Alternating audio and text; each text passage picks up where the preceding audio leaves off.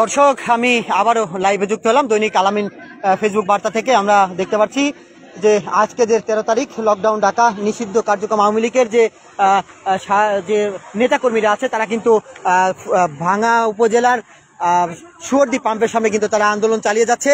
আমরা দেখতে পাচ্ছি যে এখান থেকে একটি বাস একটি প্রাইভেট কারকে কিন্তু তারা যেতে দিল না, তাকে ঠেকিয়ে দিচ্ছে। ভাইজান, কোথায় যাওয়ার জন্য রওনা হয়েছিলেন? ঢাকায়। যেতে পারলেন না? জানতেন না যে আজকে এরকম কিছু হবে? এরকম কিছু জানতে পারলেন না? এরকম কিছু বুঝতে পারলেন না? পাসপোর্ট জমা দিবে, তো পাসপোর্ট জমা দেওয়ার জন্য। ও, পাসপোর্ট জমা দেওয়ার জন্য। তাও অনেক রিকোয়েস্ট করলেন, যেতে দিল না। দর্শক, আমরা কথা বললাম এক ড্রাইভার সাথে। আমরা যদি একটু কথা বলার চেষ্টা করি। ভাইজান, কোথেকে আসছেন? কোথায় যাবেন? কোথায়? শিবচর।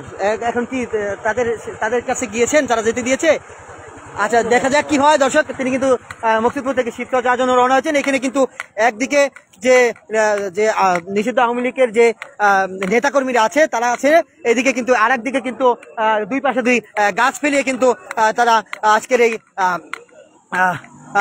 আজকের এই হরতাল কিন্তু তারা চালিয়ে যাচ্ছে।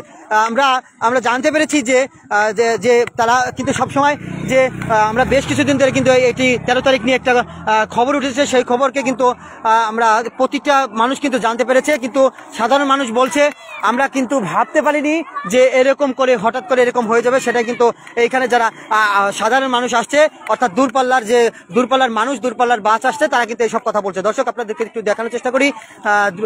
দুই পাশে কিন্তু দুই সারিতে কিন্তু গাছ পড়ে আছে।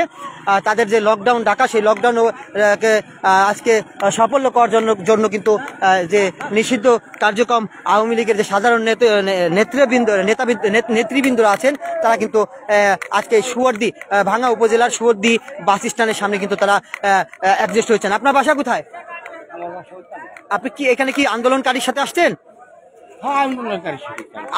আন্দোলনের সাথে আসছেন। এই আন্দোলন কতদিন বা কতক্ষণ চলবে আপনাদের? সেটা আপনারা বলতে পারবেন না। দর্শক, আমি এটা আন্দোলনকারীর সাথে কথা বললাম, তারা বলছে যে এটা আমি বলতে পারবো না। আমরা দেখতে পাচ্ছি যে সাধারণ যে আজকের যে তাদের যে কর্মসূচি, সেই কর্মসূচি 13 তারিখে সেই ঘেরাও করে কিন্তু দুই পাশে সারিবদ্ধভাবে কিন্তু ডালপালা অর্থাৎ গাছগাছালির রোডের পাড়ে ফেলে রেখেছে এবং টায়ার জ্বলছে। এই টায়ার কিন্তু আমি এখানে 5:30টার দিকে এসে কিন্তু প্রথমে লোক দেখিনি, তারপরে দেখতে পাচ্ছি যে আস্তে আস্তে করে কিন্তু লোক কিন্তু আসতে শুরু করেছে। সেটাই কিন্তু আমি এখানে এসে দেখতে পাচ্ছি।